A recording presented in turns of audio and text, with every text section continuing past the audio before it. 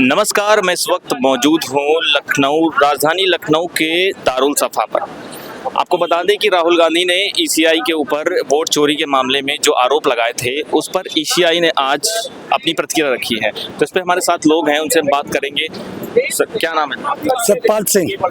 तो ये election commission ने जो जो आरोप लगाए, राहुल गांधी ने आरोप लगाए थे इलेक्शन कमीशन के ऊपर, उस पर आज प्रतिक्रिया आई है, उस पर आप क्या कहेंगे? देखिए, जो आरोप है बिल्कुल सही है। राहुल गांधी जी ने तो सभ्य भाषा में सिर्फ वोट चोर कहा है। हम तो नरेंद्र मोदी को वोटों का डकैत बताते हैं हम। और मैं आज चूंकि भगवान कृष्ण 12:04 से लेकर 12:47 पर शुभ मुहूर्त था जब भगवान कृष्ण का जन्मदिन हुआ था। मैं भगवान कृष्ण के जन्म उत्सव पर उनको बहुत बहुत बधाई देता हूँ। हम क्या बधाई देंगे, वो तो जन्म जाता है, मतलब उनको याद करते हैं हम। तो कहने का मेरा ये मतलब है कि आपने देखा होगा भगवान कृष्ण को जब वो बाल अवस्था में थे तो रसोई घर जाते थे तो माखन चुरा लेते थे। युवा अवस्था में आए तो गायों के साथ बांसुरी लेके दूर निकल जाते थे। माँ उनकी ढूंढती रहती थी, यशोदा मैया, और उन्हें फिर ले आती थी। फिर थोड़े और युवा हुए तो वो गांव की महिलाओं के वस्त्र उतार के पेड़ पे चढ़ जाते थे जब वो स्नान करने आती थी। तो वो उनका बालपन, बचपन था।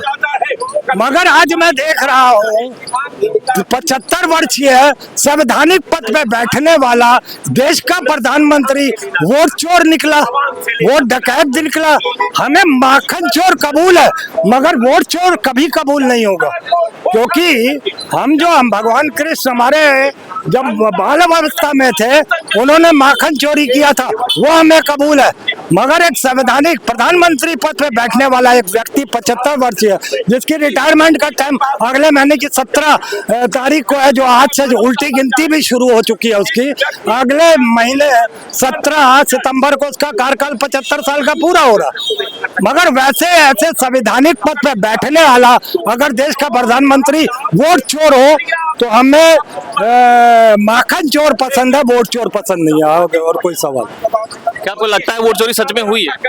वोट चोरी नहीं हुई है तो अभी आपको एक और उदाहरण दे देता हूँ, बहुत सिंपल सा।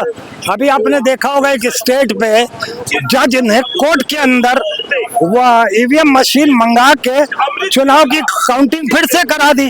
और जो व्यक्ति 51 वोट से जीत रहा था, क्योंकि पंचायती चुनाव था, 1000 वोट हारने वाले को मिले थे और 1051 वोट मिले थे जीतने वाले को। मगर जीतने वाले ने बेईमानी की थी। वो ईवीएम मशीन की कोर्ट में जांच हुई, ईवीएम मशीन को फिर से उसकी रिकॉर्डिंग जो वो काउंटिंग की गई तो उसमें वो 51 वोट से हारा। तो जज ने ऑर्डर दे दिया कि भाई इसको हटाइए, ये 2-2.5 साल से फर्जी बैठा हुआ है।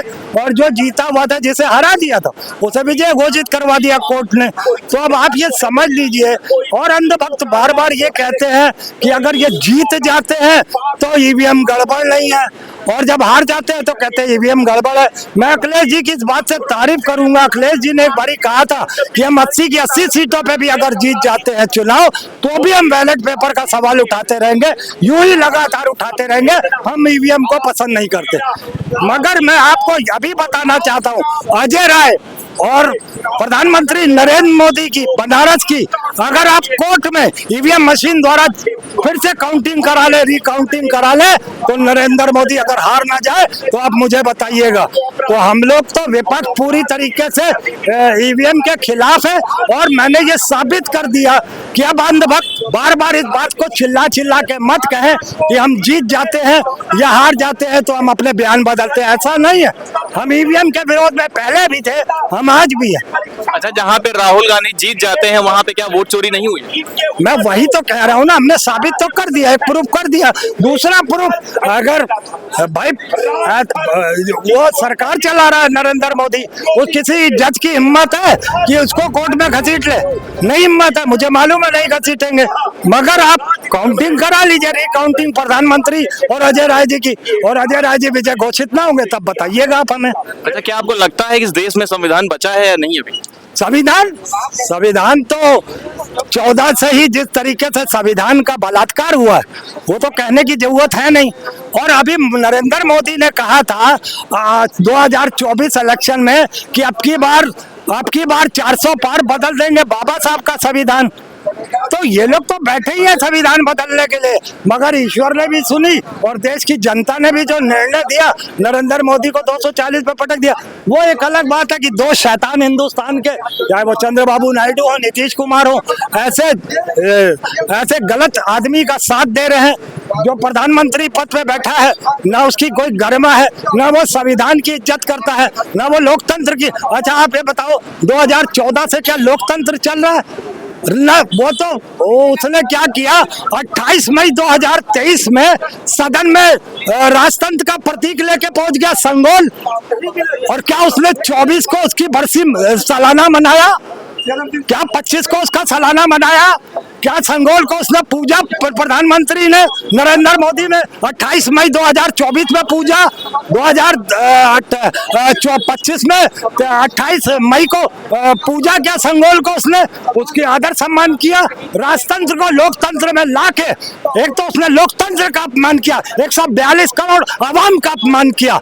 ना तो ये राजतंत्र चल रहा है, ना ये लोकतंत्र चल रहा है, ये नरेंद्र मोदी का गुंडा तंत्र चल रहा है। और मैं आज खुलेआम से, आज नहीं मैं 20 बार कह चुका हूं, देश में एक आतंकवादी प्रधानमंत्री बैठ चुका है जिसने अभी डरा के हमारे सतपाल मलिक को मरवा दिया। उसके घर में ईडी सीबीआई की भेज दी फौज, क्योंकि वो बीमार चल रहे थे, अस्पताल में भर्ती थे और उन्हें उसी एडमिट होना पड़ा और बीमार हुए और वो जान से हाथ धो बैठे। मैं सवाल करता हूं, कहाँ है उपराष्ट्रपति? कहाँ है? जब से उन्होंने अपना त्याग दिया है, जब से इस्तीफा दिया है, कहाँ है?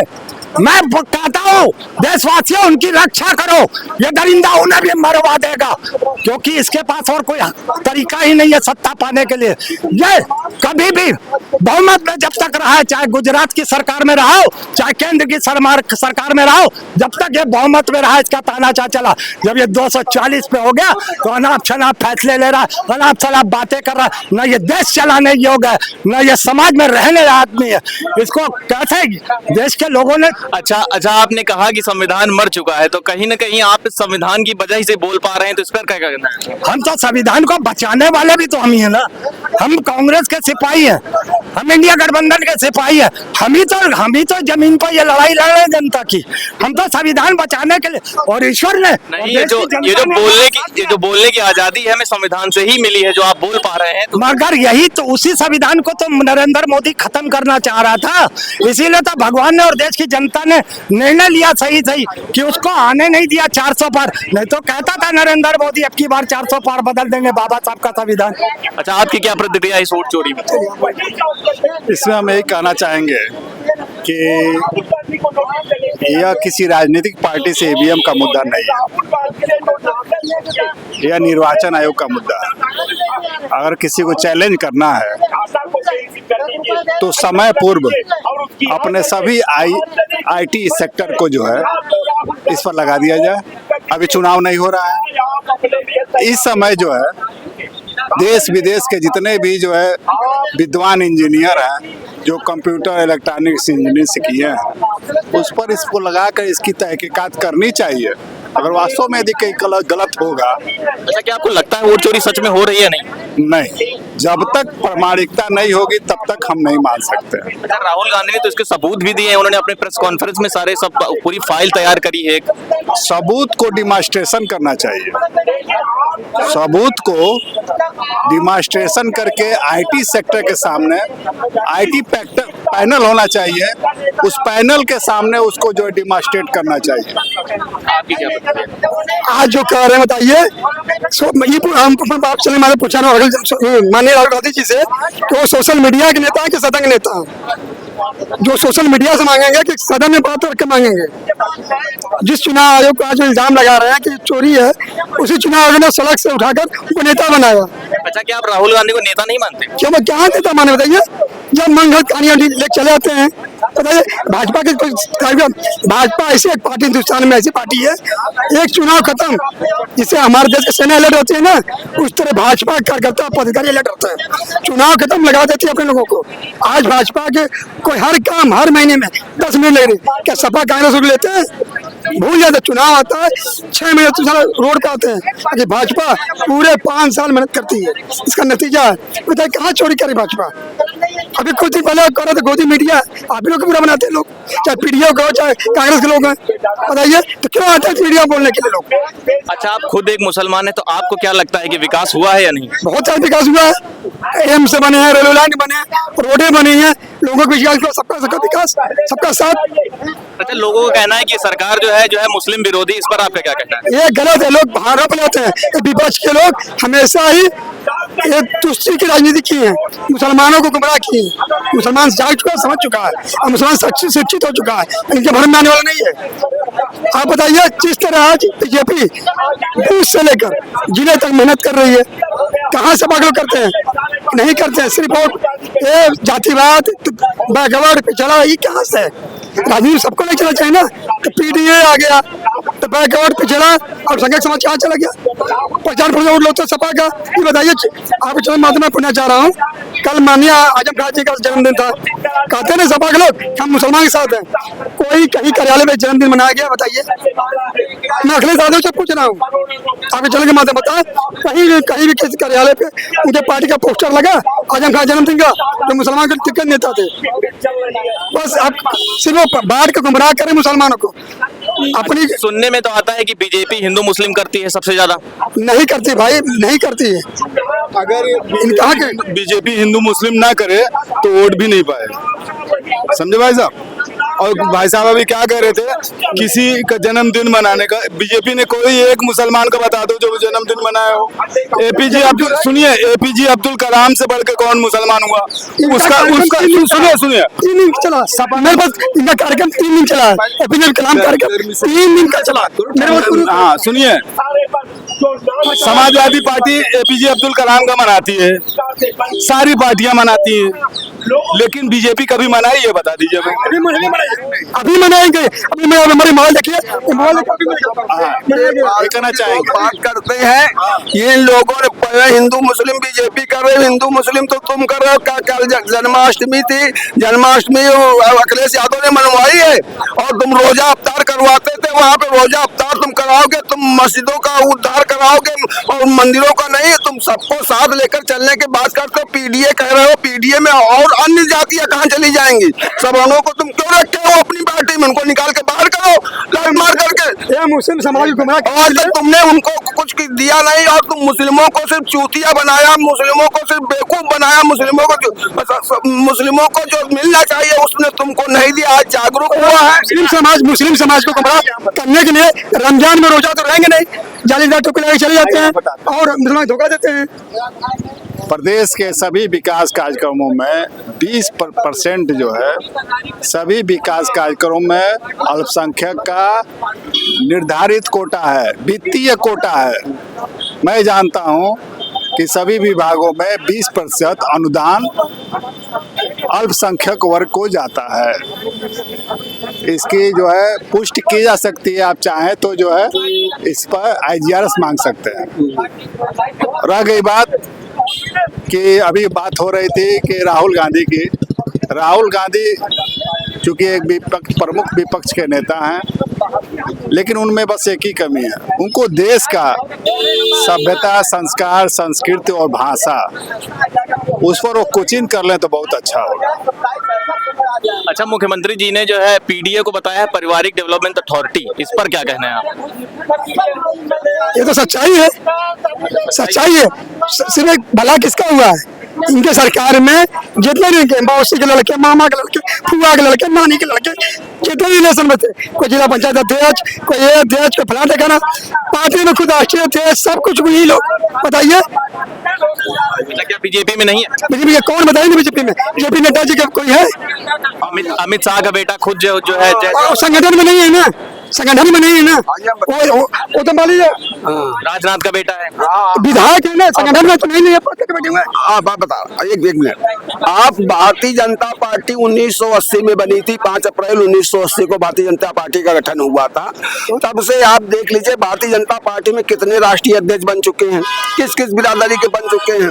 और प्रदेश में सबसे पहला मुख्यमंत्री कल्याण सिंह को बनाया गया, वो पिछड़ी जात के थे, और उसके बाद क्या उनके लड़के को राजू को बना दिया गया। यहाँ 21 साल से 35 साल की ये पार्टी 34 साल को नहीं जा रही, इसका राष्ट्रीय अध्यक्ष नहीं बदला गया। सिर्फ उसी खानदान का व्यक्ति राष्ट्रीय अध्यक्ष होगा। अगर और सत्ता में अगर पार्टी आएगी तो वही उन्हीं के वही मुख्यमंत्री होंगे और कोई मुख्यमंत्री नहीं होगा। तो ये बताइए, जब 2012 में समाजवादी पार्टी परिवारवादी पार्टी समाजवादी की परिवारवादी पार्टी पूर्ण बहुमत से आई थी, तो आपके मीडिया बंधु ने कहा था कि आप मुस्लिम से बहुत प्रेम करते हैं तो आजम खान को मुख्यमंत्री बना दिया जाए। तो स्वर्गीय मुलायम सिंह यादव जी तो वो पुत्र मुंह में आ गए, पुत्र मुंह में आकर पुत्र को मुख्यमंत्री बना दिए। तब कहा गया था मुस्लिम प्रेम का। तो क्या है, ये परिवारवादी पार्टी है ना, जो माननीय आज मुख्यमंत्री जी कह रहे सही कह रहे हैं।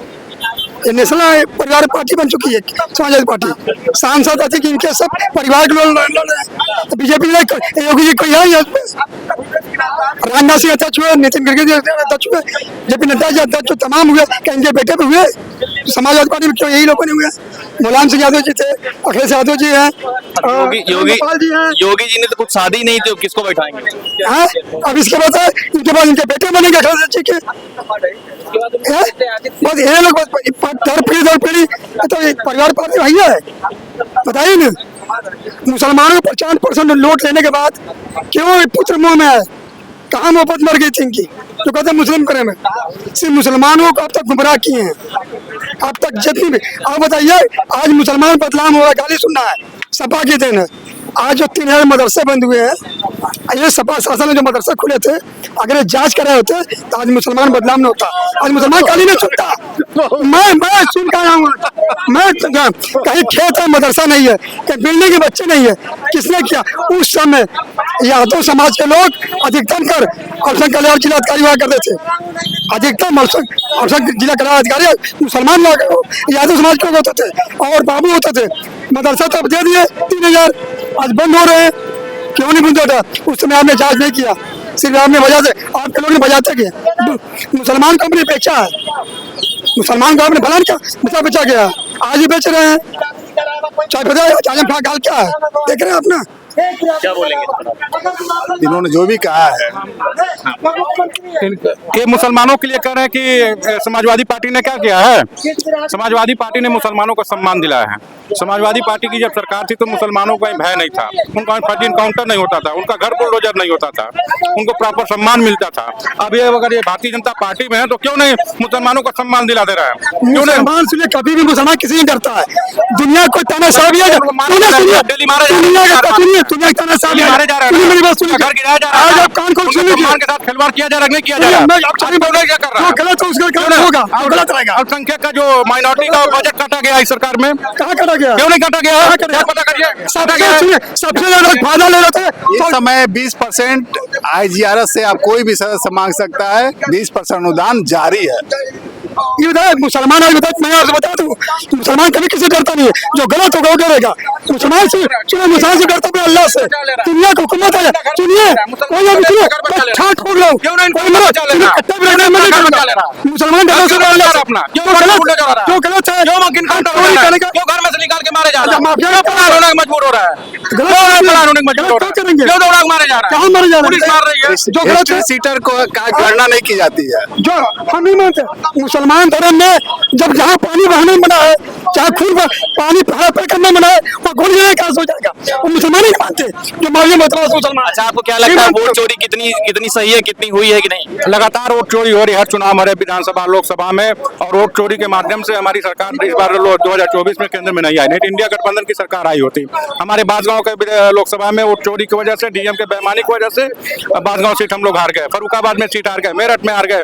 ये डीएम की बेईमानी से वोट के चोरी से हम लोग हारे हैं, नहीं तो हम लोग सरकार में होते, इंडिया गठबंधन सरकार में होते। ये बताइए कि ये 14 में का 5 सीट, 19 से 5 सीट और 24 से 7 तक आ गया, तो भी चोरी करते हैं क्या?